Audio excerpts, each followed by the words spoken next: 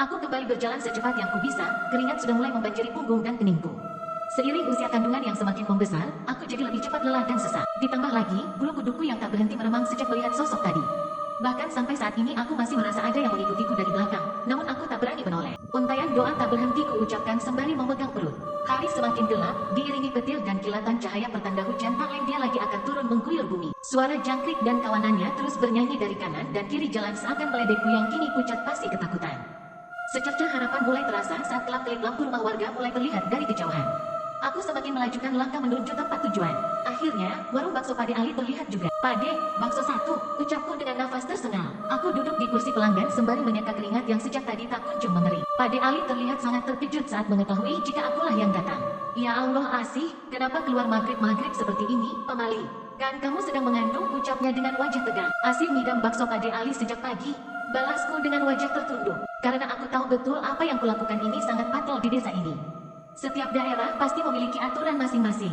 Kenapa tidak suruh Herman saja? Ungkapnya lagi dengan nada yang masih terdengar sedikit marah. Mas Herman belum pulang Pade. Kalau Yudarmi tahu kamu keluar maghrib-maghrib seperti ini, dia bisa marah besar. Pade Ali menekan setiap kalimatnya. Aku hanya menunduk dan tak berani menimpali perkataannya. Dia menarik nafas kasar kemudian berlalu menuju gerobak bakso untuk meracik pesananku. Tak perlu waktu lama dia kembali dengan sekantong bakso di tangannya. Tunggu saja dulu di sini sampai waktu isya, nanti setelah tutup Pade antarkan pulang. Tidak baik jika sekarang kamu pulang sendirian, apalagi maghrib-maghrib seperti ini, ucap Pade Ali dengan memohon. Kulirik jam dinding yang tergantung di dinding warung. Jarum jam sudah menunjukkan pukul 6 kurang 5 menit. Itu artinya aku masih punya waktu 5 menit lagi untuk pulang.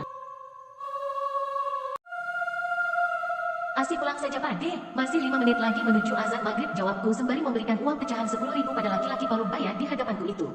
Gegasku sambar sekantong bakso yang sudah tergeletak di meja tempatku duduk. Jangan sih bahaya, yang dimaksud jangan keluar maghrib itu bukan berarti pas azan maghrib saja.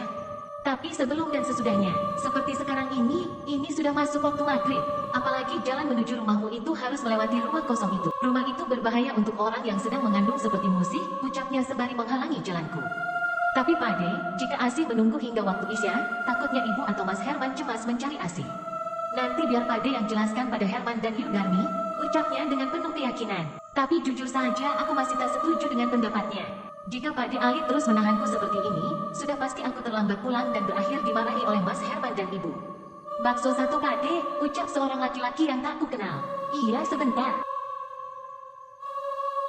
Sih, sekarang kamu duduk dulu di sini jangan kemana-mana. Pesan Pade Ali sebelum dia meracik pesanan laki-laki tersebut. Aku hanya mengangguk mengiyakan. Tapi setelah aku lepas dari pandangannya, aku langsung berlari sekuat yang kubisa. Aku tak ingin membuang-buang waktu lagi.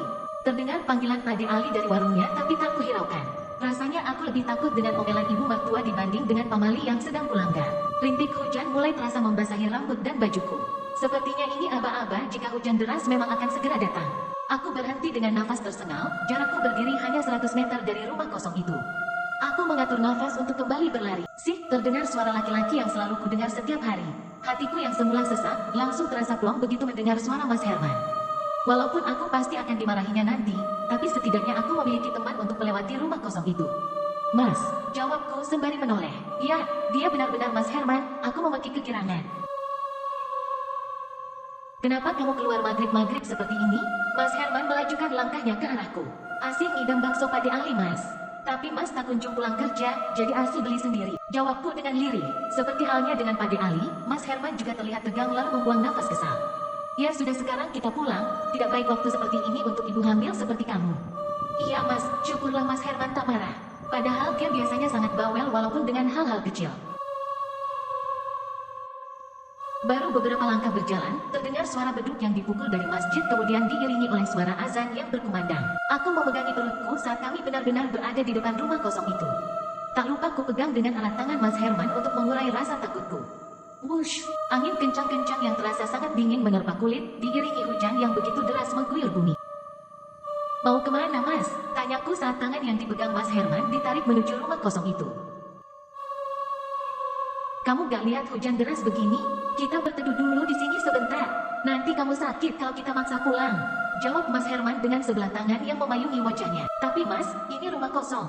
Tak apakan ada Mas, kamu gak sendiri, jawabnya dengan santai. Kami berdiri tepat di depan pintu rumah kosong ini. Mataku mulai menyisir ke sekeliling, pikiranku kembali melayang pada sosok wanita berkebaya hitam yang kulihat tadi. Tapi saat ini ada Mas Herman, jadi aku merasa terlindungi. Aku melepaskan peganganku pada Mas Herman karena ingin melipat tangan untuk menghalau rasa dingin.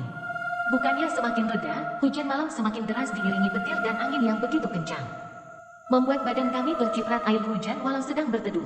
Mas Herman mengajakku untuk mundur dan semakin mendekati pintu agar kami tak terkena cipratan hujan.